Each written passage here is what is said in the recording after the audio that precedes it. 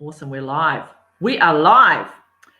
Fantastic. We'll just wait for a little bit for Facebook to roll this out. It sometimes takes a little bit of a while before it registers and starts notifying everyone that would like to jump on this live. I'll just check this now and make sure that we are live properly across all the platforms. So we're live on Facebook and YouTube, our YouTube channel as well. Hoping to get live on LinkedIn soon, so that'll be awesome as well. So just bear with me, everyone. Just got to make sure, and then we're going to kick it off. We're going to have a good chat with Bruno tonight. So, oh yes, we're all live. We're looking good. Fantastic. Fantastic. We've got one person on at the moment. It's a good time of the night. People should have finished their dinner. So let's kick it off so that we do not waste any time because we all have things to do this evening. So welcome everyone that is joining us now or are watching this replay. Tonight I'm going to have a chat with the amazing Bruno Macedo. Now Bruno, he got a position as a Junior Test Analyst back in January. He's been hunted now and he has just secured himself a position as a top intermediate test analyst. So we're going to have a chat with Bruno exactly what happened there.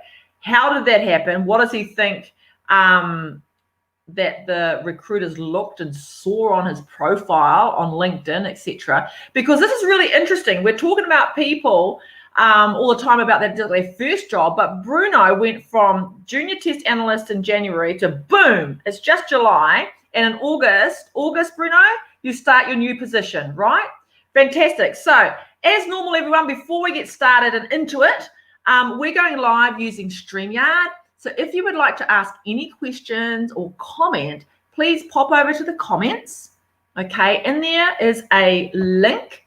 The link is to give permission for StreamYard to see your Facebook profile, and then we will be able to see your comments and your questions, and we will ask them and answer them live. Okay, so we've got 4 people on. Welcome everyone.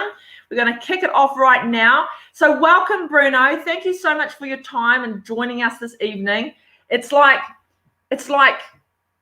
how many times have you been Facebook Live with us? Well, the 4th now. The 4th. Oh my goodness. There we go. And we'll have to catch up with you again next time when you make it to the, Headhunted again kind of thing. So let's just rewind a little bit.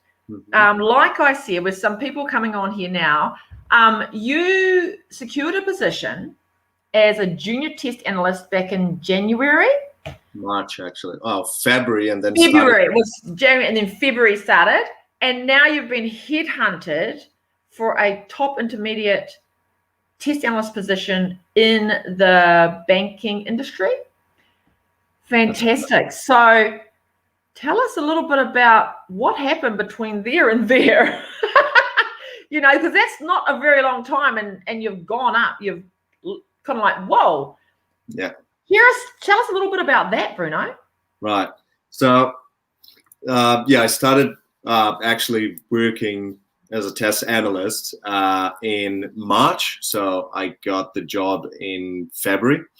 And then, just doing my junior test analyst job, normal, learning a lot and kept studying on my free time as I was doing when I joined Industry Connect.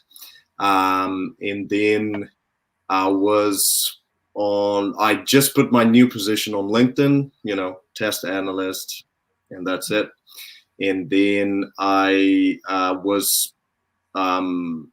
so a headhunter came and talked to me on LinkedIn, offering me a job, not a job, but asking if I was interested in another position. I thought I wasn't being good enough for the position. But I just decided, whatever, I'll just try. And went for an interview, coffee chat with the recruiters. They liked me. and they kind of, while I was, having a chat with them, they kind of did a cover letter for me to, send to the client, the employer in this case. And they did it, and shortly after that, I got an invite to go for a coffee chat with the test lead of this banking banking company, and then I got a formal interview with a panel, and people asking a lot of questions, and then I got the offer like that. Wow, just like that, and Yeah. you got a couple of coffees out of it. Free coffee. Don't forget the coffees. I mean, come on. Free coffee. Yeah. For sure. Exactly. Yeah. So you said that you were still like studying, even while you're working.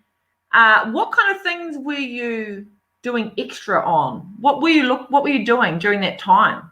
Right. For example, in Industry Connect, for the test analyst job ready program, they teach you, a lot of different technologies and IDEs and stuff. And the IDE they were teaching when I started a year ago, it was Selenium, which is very famous and everyone uses it. And then a friend of mine, when I started for this company as a test analyst, he mentioned Cypress, which is new in the market for web testing automation. So I got interested in that, and I started studying, and then I developed in Cypress. I developed like a data creation, like a script to create data to help me to do my test, my manual test. Yeah. So I learned on the go. So I was learning that. I was also learning SQL, which is a database language to retrieve data and run your queries and stuff. And also just keep studying, testing in general. But it was just like technology. What's there? Just keep studying. I always save 1 hour after work to just sit down and study, even if it's not IT related, but I just study something. Of course, I've been focusing more on IT, so I was just studying new technology basically. Wow, that's awesome to keep that going as well, because and that shows that obviously that that's going to add to your if you want to call it portfolio, your CV, 100%. in the long run anyway. And it keeps your mind so, I like to call it like a sponge, being able to, keep on learning and growing, etc. It's such a good way to be. Doesn't matter. You're never going to know everything, right? And especially in IT, I mean, that's the industry where you're never, ever going to know everything. It's always changing. Yeah. So you were headhunted. Yes. Why do you think you were headhunted? Why do you think? One thing I find really useful is keep your LinkedIn updated. In my case, I just updated the position I'm in at the moment. I didn't put anything like what I've been doing, like my day to day, but just I'm a test analyst, so just keep it updated. Also, there are some courses that I took, and you add your certificates and stuff. I have a blog as well that I write, from technical tips for other people to behavioral situations that you face, like in the industry. Like the last one I wrote was about the mindset, the tester's mindset, how different it is from the developer's mindset. But just like, from day to day. So it keeps the thing I think the industry likes is people that are genuinely interested in spend a little bit of time in that, in learning, and really like what they're doing. That's why I said, like in previous lives with you, that if you don't like it, just don't do it. You have to love it, That is such a good way to look at everything in life. If you don't like what you're doing, why do you stay there? Yeah. Why do you keep on keeping on?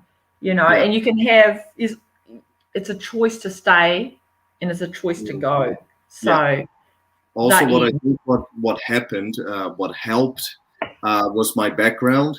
For example, Industry Connect gets people from all different backgrounds and different experiences in life.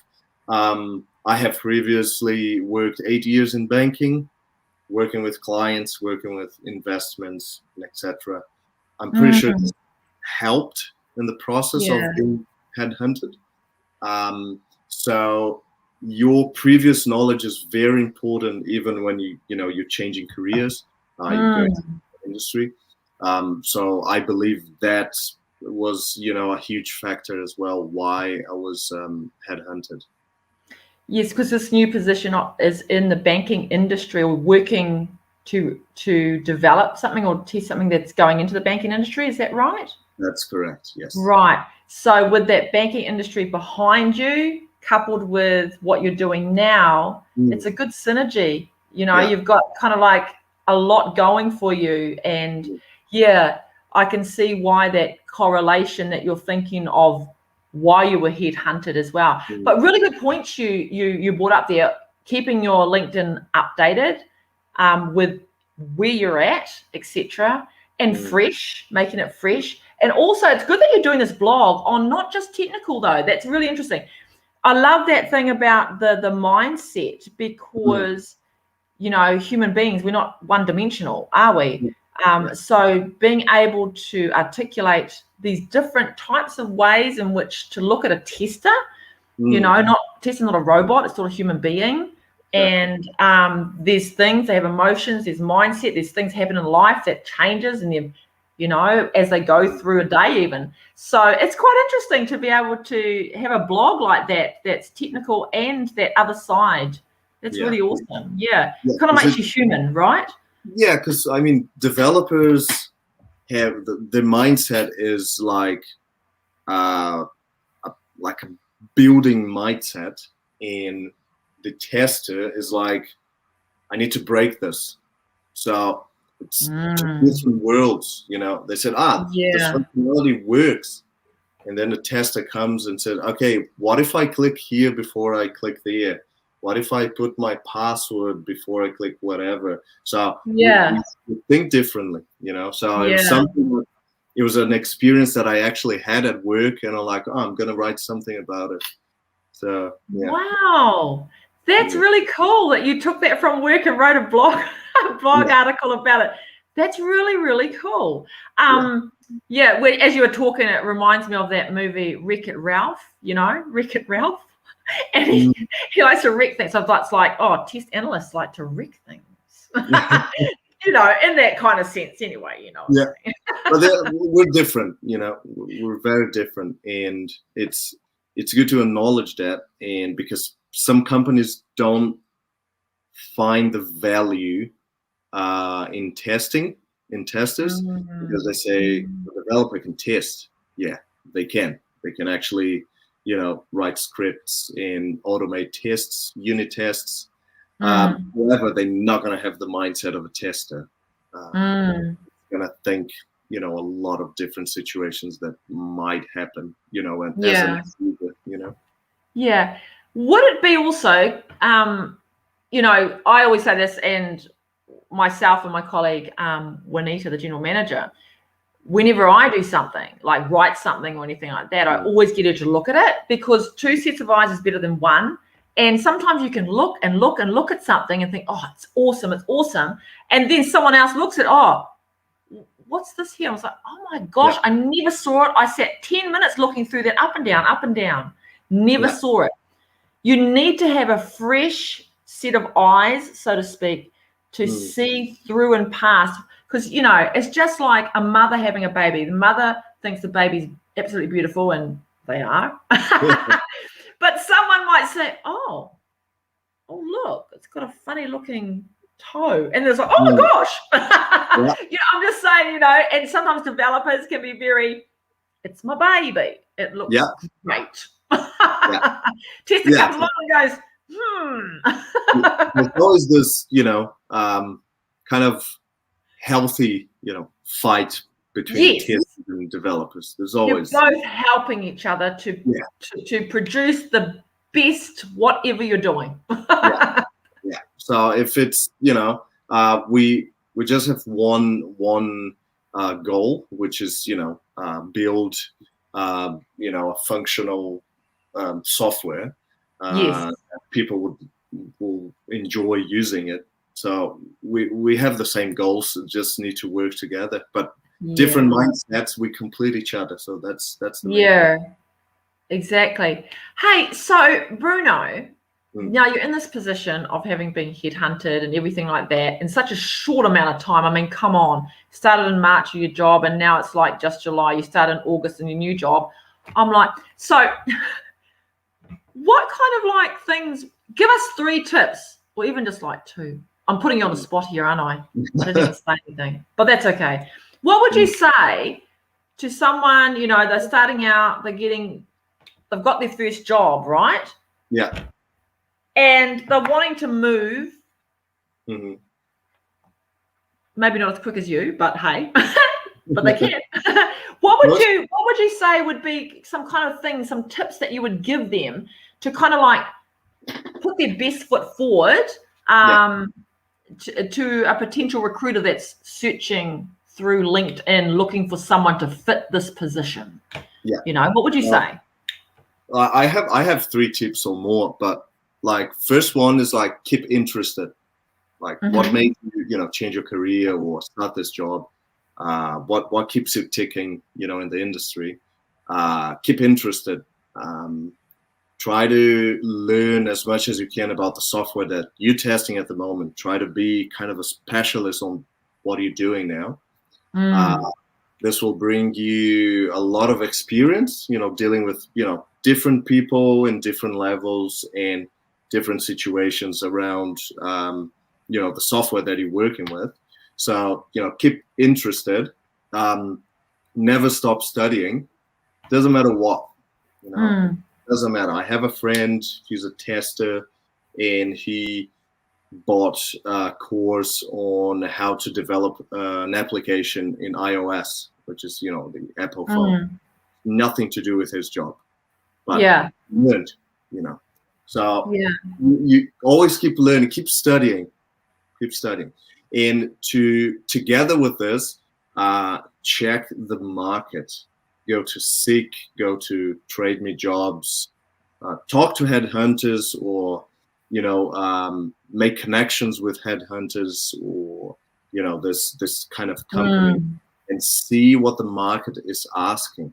You know, if they're asking tester with a SQL experience, tester with, I don't know, JavaScript experience, just do a, you know, a small course in Java or JavaScript, just kind of learn what, you know, what it is.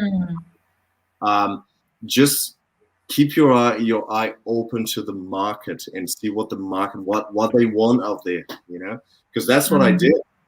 I kept checking what do they want now, you know. They're looking more at automation now, API, and then you go to what tools they use. They use Postman or SoapUI, or, you know, this, and then you just go and study one of these things. So just see what the market wants, and then once you get the courses done, you just put a certificate on LinkedIn, because the when they're looking for people, they put, you know, keywords, like they put test analyst, and they put whatever, Cypress, and then if you have that course in your profile and you're a test analyst, they're gonna see your profile.